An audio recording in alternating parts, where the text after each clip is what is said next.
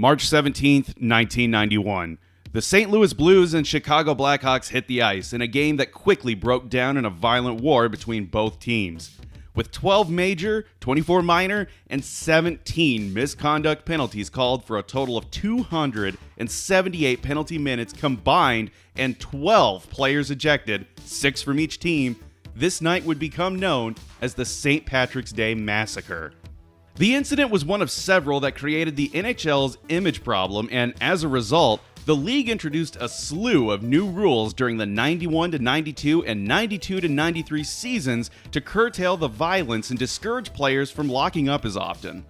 The NHL's attempt to distance itself from fighting continued into their relatively new partnership with Electronic Arts, who were set to debut their new NHL hockey series in 1991. While it may seem completely improbable today, this is the story of how Electronic Arts created a hugely successful hockey game without the National Hockey League. By 1991, Electronic Arts had seen major success with their John Madden football series and was looking to replicate the formula with hockey. To deliver a more authentic product, EA attempts to license both the NHL and its player association, something that had never been done before. At the time, Time Warner handled all licensing negotiations for the league and its players. As a result, EA was granted the license for the NHL, its team names and logos, but not its players. Although the athletes aren't specifically named, it quickly becomes obvious who the players are on each team for the 91 and 92 seasons, as the rosters did retain their numbers. For example, although no name or face was attached to the number 99 player for the Los Angeles Kings, it didn't take players long to recognize Wayne Gretzky. With the game on track to release in August of that year, the development team at EA took NHL hockey to the Stanley Cup playoffs in 1991. With the game set up in the media room, reporters enjoyed what was about to become the standard bearer for every hockey game to follow. There was just one problem. Stationed at a table about 10 feet away was the president of the NHL in 1991, John Ziegler. For Ziegler and other head honchos, NHL hockey was leaning too close to the very image they were trying to shed. While Wayne Gretzky was one of the best in many aspects of hockey, fighting wasn't one of them, and seeing reporters go out of their way to throw hands in the game wasn't going to fly. By the time the second game of the 1991 Stanley Cup rolled around, the NHL was calling for EA to remove all fighting from their game. Unfortunately for the league, NHL hockey had already been approved and entered production. Therefore, no changes could be made. As expected, the game was critically and commercially acclaimed, leading EA to greenlight a sequel immediately. With the 92 and 93 season upon them, the NHL instated further rule changes to discourage fighting and rough play. Despite the success of NHL hockey, the league stood firm on their no fighting rule and threatened to revoke the license from EA unless it was removed in the next entry. Today, a league revoking their license would surely be a death blow for a sports title. But this posed no issue for EA for two reasons. The first, as you might recall earlier, was their Madden football series. Michael Brook, a producer at EA who worked on the first several entries in the NHL series, recalled to Sports Illustrated in 2018. I had a choice to make. I could get rid of fighting and keep the NHL logos, or I could keep fighting and take the NHL logos out, which wasn't as big of a deal as you might think, because we had John Madden football and it didn't have an NFL license. But people were just fine with the city names and the team colors. I felt pretty strongly that video gamers would be a lot more interested in having fighting in the game than the team nicknames and logos. Time Warner had initially rejected EA's request for the Players Association license, but Brook decided to take another run at it, this time circumventing Time Warner altogether and just going straight to the head of the PA, Ted Saskin. According to Brook, while Saskin and the Players Association had no idea that Time Warner had rejected their request, it was by no means a surprise. The Players Association happily granted their own separate license from the league with the condition that the fighting was kept as realistic as possible. This disconnect between the league and its players was the second huge force EA had going for them.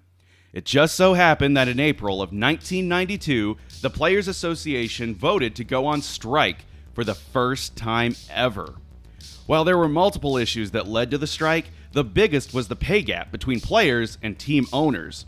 Players would receive as low as $3,000 for competing and losing in the first round of the Stanley Cup playoffs, while winning the Cup would grant them upwards of $25,000.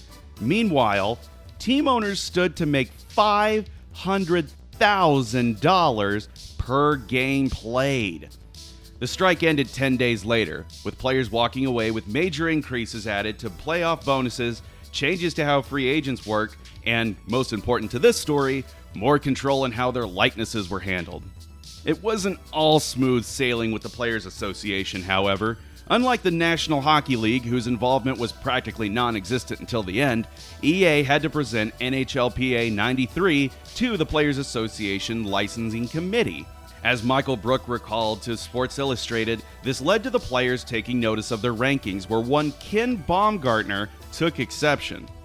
Ken Baumgartner was on the committee. He came over to me and said, "I'm Kim Baumgartner, the guy you gave a 0 rating for intelligence."